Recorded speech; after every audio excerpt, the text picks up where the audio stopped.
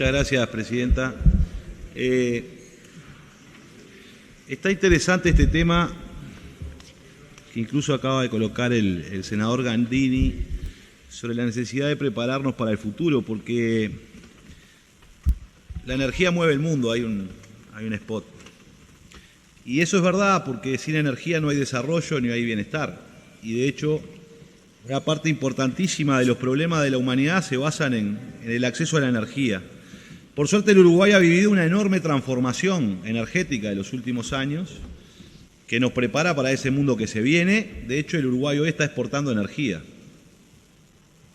Le estamos exportando energía a Brasil y estamos generando energías limpias a partir de lo que fue la brutal transformación de la matriz energética que procesó el Uruguay, una inversión millonaria que le ha permitido al país ser un referente a nivel internacional. Tanto es así que hasta en todas las campañas políticas del Uruguay se utilizan los molinos de viento como parte de un mensaje acerca de hacia dónde ir y cuál es la modernidad y acerca de si hay que innovar o no.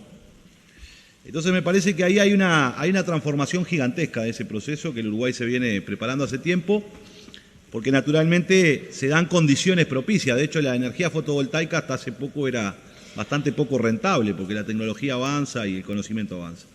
¿Y por qué ingreso por aquí? Porque creo que es uno de los debates bien interesantes. El Ministerio de Industria ha planteado el tema del hidrógeno verde, que es un tema que está ahora en boga, y lo cual resulta bien interesante y promisorio. Y uno de los componentes de por qué el Uruguay va a poder trabajar, y se plantea trabajar el Ministerio de Industria en el hidrógeno verde, es porque tenemos una transformación de la matriz energética en donde, como no podemos acumular la energía eléctrica que generamos a partir del viento y del sol, la podemos acumular en hidrógeno.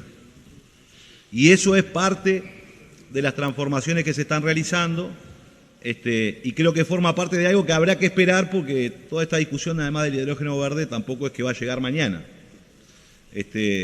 De hecho, en los lugares que más ha avanzado, todavía ni siquiera ha llegado a etapas de funcionamiento real. Y naturalmente que además la discusión sobre nuestros entes es una discusión más de futuro que de presente. Es muy probable que en realidad el Uruguay tenga que crear una empresa de energía que fusione parte de la UTE y parte de lo que existe hoy en ANCAP. Y más cuando el mundo está avanzando a que el parque automotor sea básicamente eléctrico. O sea, lo que hoy nosotros concebimos como la empresa pública que abastece el transporte, tanto privado como público, dejará de cumplir esa función. En algún momento dejará de cumplir esa función y por tanto habrá que pensar en muchas cosas hacia adelante. El gobierno ha fundamentado algunas de las decisiones que están en esta rendición de cuentas sobre la base del precio de los combustibles. Porque en realidad el plantearse la eliminación de la obligatoriedad de mezcla no está planteado en razones ambientales. No está planteado en razones. Y de hecho, aquí se hablaba de mirar los dos artículos en paralelo, que son inocuos, en realidad, porque la obligación de aumentar el mínimo de etanol, hoy en la vía de los hechos ya se mezcla a un porcentaje incluso mayor. Lo cual, en realidad, ese artículo simplemente lo que hace es elevar el mínimo, pero que no va a tener un efecto real en la incorporación de biocombustibles en el consumo del país, porque eso ya está funcionando. Por tanto, lo que sí va a pasar es que va a haber menos combustible en el Uruguay, biocombustible. Porque si se plantea derogar la obligación de la mezcla mínima, ¿qué implica? Implica justamente, como acá se ha fundamentado, que lo que probablemente suceda, porque si no, no quitaríamos este artículo, ¿verdad? Lo que probablemente suceda es que el gasoil no tenga biodiesel y que la compensación de etanol no va a cubrir la falta de biodiesel porque ya estamos mezclando a ese volumen. Quiere decir que va a haber menos biocombustible. Y en definitiva, entonces, con respecto a las cuestiones medioambientales, es, de alguna manera, una marcha atrás del país en el aspecto de los biocombustibles. Y lo es, en términos concretos, porque habrá menos biocombustible a disposición del país. Porque, de hecho, si no, no eliminaría la cuestión de la mezcla. Ese es el primer lugar. O sea que por una razón ambiental esto no se hace. Esto no se establece por una razón. el eje de la argumentación del gobierno es el precio de los combustibles. Y ese eje está centrado incluso mucho en cargarle las tintas a ANCAP, aunque ahora yo escucho con mucho beneplácito a muchos legisladores que tengo archivos de sobra que la culpa era de ANCAP. Y ahora le dicen, no, a ANCAP le han cargado con sobrecostos que nada tienen que ver. Porque hubo una prédica sistemática acerca de que la culpa era de ANCAP. Toda la culpa era de ANCAP. Yo le voy a pedir, por favor, que me ampare porque tengo como un eco, que es muy difícil porque como no se permite dialogar, me genera cierta distracción. Voy a pedir, por favor, que se respete al orador y escuchemos en silencio, senador. Gracias, Sánchez. presidenta. Más allá de que el eco tenía que ver con una especie de discusión, una en micrófono en off y la otra en on, pero por eso me terminaba entreverando. Señora presidenta, entonces, resulta que los combustibles en Uruguay tienen un conjunto de sobrecostos que se agregan al país de muy variada índole y de variado peso en ese precio final. Y me parece interesante porque tiene que ser un objetivo. Los combustibles en Uruguay son bastante caros. Y de hecho se hizo una enorme campaña electoral hablando de bajar los combustibles. Entonces se coloca ahora como la solución a bajar los combustibles el elemento del biodiesel, como un componente más. Yo debo decir que hace 3 meses se mezcla menos biodiesel y no bajaron los combustibles. Es más, se hicieron mezclas ilegales, reconocidas por el ministro de Industria, el cual además dijo que el Ministerio de Industria no estaba de acuerdo y encomendó a que eso no sucediera más, pero se mezclaba menos biocombustible y no bajó el precio. Al contrario, el camino fue incrementarlo. Y ahí se explicó que el precio del petróleo a nivel internacional, etcétera, etcétera, etcétera. O sea, siempre hay una explicación para fundamentar. Yo quiero ser muy concreto porque aquí además se ha planteado el factor X como el gran elemento que nos va a permitir, incluso en la hoja de ruta que plantearon la comisión de expertos, que en 3 años no va a existir el factor X y entonces eso vamos a ser mucho mejores. Usted sabe, señora presidenta, que si yo voy a cargar, si cualquier ciudadano carga 1.000 pesos de combustible, paga por concepto IMESI 400 y 40 por factor X. IMESI que se aumentó en un 7% el 1 de enero del 21. Por tanto, si el eje central es bajar el combustible por todo el efecto que eso tenía, mi pregunta es, ¿por qué se aumentó el IMESI al 7%? Entonces, en realidad lo que termina sucediendo es que la discusión es una discusión que habla de bajar los combustibles, pero que no se sustenta en las otras decisiones que se toman, sino que se le carga las tintas a algo para decir que ahí está la madre de las soluciones, cuando eso no termina pasando. Mire, señora presidenta, el factor X tiene casi el 50% del factor X es el subsidio al supergas, que hace que los uruguayos compren una garrafa a 730 pesos y no a 1.500 pesos. Y yo creo que eso está bien. Claro, después se va a argumentar por las piscinas, o que son 3. El 90% de los uruguayos utiliza el supergas como el mecanismo para la cocción y la calefacción. Y esa es una decisión política de que ese precio sea más barato del que se da en el mundo.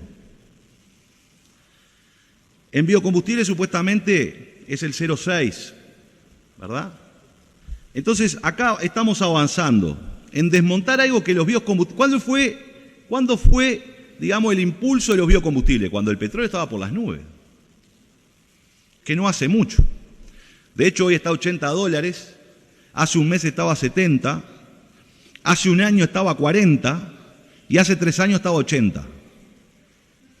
Y cuando empezó el auge de los biocombustibles fue la forma para tratar de, incorporar otra mezcla que aportara al medio ambiente, pero que a su vez tuviera un componente en lo que era no es lo mismo cuando el barril está a $120, como sucedió, el peso que implica mezclar biocombustibles, que significa en el Uruguay, en definitiva, que se importe un barco menos de petróleo por año, aproximadamente.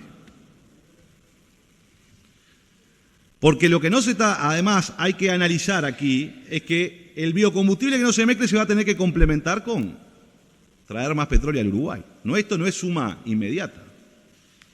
Porque el Uruguay, por agregar biocombustibles y colaborar con el medio ambiente, se ahorraba de traer un barco de petróleo. Y ahora vamos a tener que comprar ese petróleo, que va a impactar también, por supuesto, en la cuenta. Entonces, no es inmediatamente que la suma es tanto y me da, sino que hay otros problemas. A su vez, esto tiene un impacto directo en otra área, señora presidenta. El Uruguay perdió, lamentablemente, toda su industria aceitera. Toda. No había una industria aceitera, había muchas.